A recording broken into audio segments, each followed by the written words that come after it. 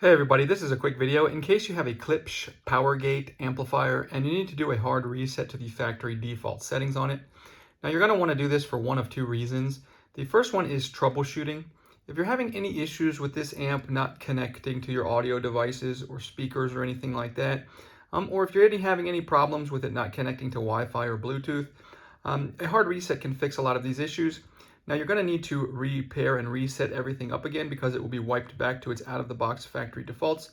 And that's really the second reason that you might want to do this.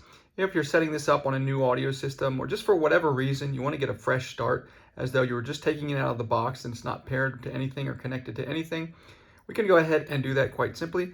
We just need to have power to the device, and with the power to the device, we're going to come in and we're going to press on this button here and the wheel. We're going to press and hold them simultaneously for 10 seconds.